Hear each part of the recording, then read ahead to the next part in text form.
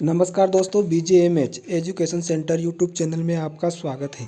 आज हम वार्षिक मूल्यांकन अभ्यास प्रश्न पत्र कक्षा 8वीं विषय विज्ञान का सैंपल 1 के प्रश्न उत्तर देख रहे हैं, जो परीक्षा की दृष्टि से महत्वपूर्ण है। पहला प्रश्न है अपना, सही विकल्प चुनकर लिखिए।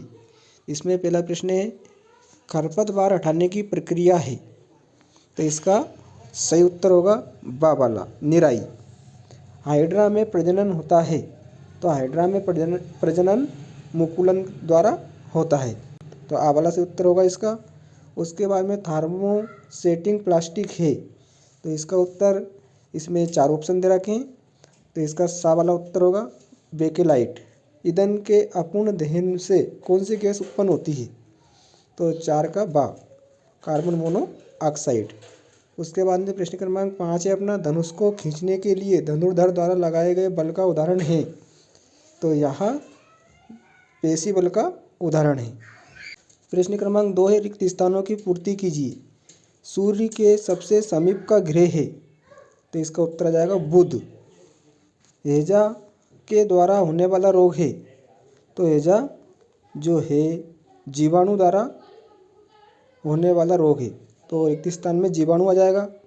तीसरा है, चीनी को एल्कोहल में परिवर्तित करने का प्रक्रम कहलाता है, तो तीसरे रिक्त स्थान में आ जाएगा किण्वन।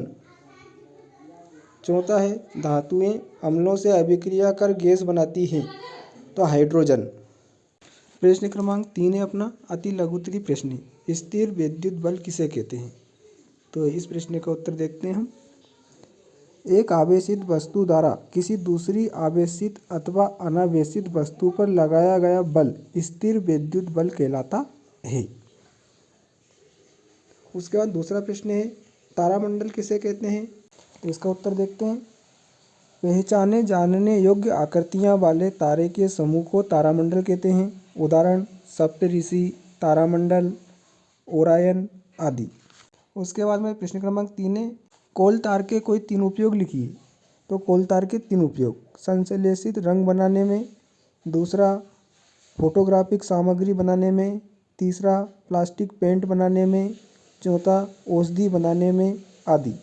चौथा प्रश्न है, हमें जैव विविधता का संरक्षण क्यों करना चाहिए, तो इसका उत्तर देखते हैं हम।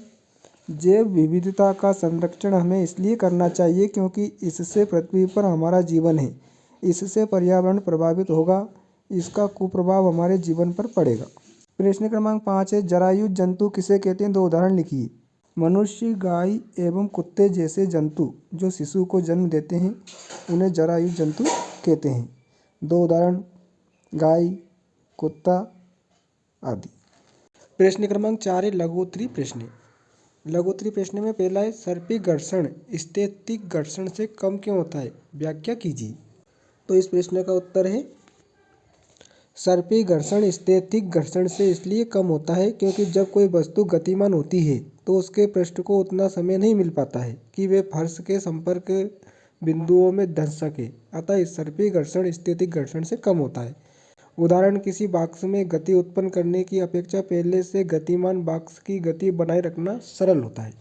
प्रश्न क्रमांक 2 है, तेज वर्षा के समय किसी लाइनमैन के लिए बाहरी मुख्य लाइन के विद्युत तारों की मरम्मत करना सुरक्षित नहीं होता है, व्याख्या कीजिए, तो इस प्रश्न का उत्तर है, तेज वर्षा के समय किसी लाइनमैन के लिए बाहरी मुख्य लाइन के विद्युत तारों की मरम्मत करना सुरक्षित नहीं है, क्योंकि पानी विद्युत का सुचालक होता है।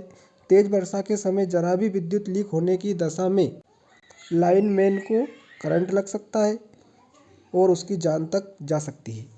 अगला प्रश्न है, समझाइए थर्मोसेटिंग प्लास्टिक से निम्नलिखित क्यों बनाए जाते हैं, डेगची के हत्थे, विद्युत प्लग, स्विच, तो डेगची के हत्थे थर्मोसेटिंग प्लास्टिक ऊष्मा का कुचालक है, इसलिए डेगची के हत्थे थर्मोसेटिंग प्लास्टिक के बनाए जाते हैं। विद्युत प्लग और स्विच, क्योंकि ये भी थर्मोसेटिंग प्लास्टिक के बनाए जाते हैं, और थर्मोसेटिंग प्लास्टिक विद्युत का क्या होता है, कुचालक होता है। प्रश्न क्रमांक 5 है, एलपीजी लकड़ी से अच्छा घरेलू ईंधन है, कारण लिखिए, अथवा अम्ल वर्षा किसे कहते हैं। छठा प्रश्न आप देख सकते हैं। 7वां प्रश्न, जो प्रश्न दे रखे हैं इनके उत्तर जरूर आप अच्छे से याद करें, आपने नोट्स बनाए रखे होंगे। पेपर आपको सैंपल 1 बताया जा रहा है। यह प्रश्न भी बहुत मोस्ट है। तड़ित से अपनी सुरक्षा के कोई 5 उपाय लिखिए। बहुत आता है तो इसको आप अच्छे से याद करें। IMP प्रश्न है। उसके बाद में प्रश्न क्रमांक 9 का जो पहला प्रश्न है अथवा वाला, ध्वनि प्रदूषण मानव के लिए किस प्रकार हानिकारक है, वर्णन कीजिए। अच्छा प्रश्न है। परावर्तन के नियम लिखिए। तो इस प्रश्न का उत्तर हम देख लेते हैं। यह भी इम्पोर्टेंट प्रश्न है, परीक्षा में पूछा ही जाता है। तो परावर्तन के 2 नियम होते हैं। आपतन कोण सदैव परावर्तन कोण के बराबर होता है, पहला नियम है। दूसरा है आपतित किरण, परावर्तित किरण तथा परावर्तक पृष्ठ पर आपतन बिंदु पर खींचा गया अभिलंब एक ही तल में होते हैं, यह दूसरा नियम है। उसके बाद में प्रश्न क्रमांक 11, इन प्रश्नों को भी आप अच्छे से याद करें। उसके बाद प्रश्न क्रमांक 11 का दूसरा प्रश्न है, सोडियम और पोटेशियम को मिट्टी के तेल में क्यों रखा जाता है। यह भी वेरी इंपॉर्टेंट प्रश्न है, इसको भी आप अच्छे से याद कर लें। सोडियम और पोटेशियम अत्यधिक क्रियाशील धातुएं हैं और ये ऑक्सीजन और जल के साथ अत्यंत तीव्र अभिक्रिया करती हैं। अभिक्रिया में बहुत अधिक ऊष्मा उत्पन्न होती है, इसलिए इन्हें मिट्टी के तेल में रखा जाता है। उसके बाद में धातु और अधातु में अंतर लिखिए। यह प्रश्न भी बहुत पूछा जाता है। उसके बाद में प्रश्न क्रमांक 12 आप देख सकते हैं कौन कौन से प्रश्न हैं इसमें, इनको भी आप अच्छे से याद करें। प्रश्न क्रमांक 12 में 2 गैसों के नाम लिखिए जो पौधा घर प्रभाव में योगदान करती हैं। तो इसका उत्तर है कार्बन डाइऑक्साइड, मीथेन। तो प्यारे दोस्तों और प्यारे बच्चों, आज हमने कक्षा 8वीं विषय विज्ञान का सैंपल 1 के प्रश्न उत्तर देखे। तो आप वीडियो को अधिक से अधिक शेयर करें, लाइक करें और चैनल को सब्सक्राइब जरूर करें। धन्यवाद।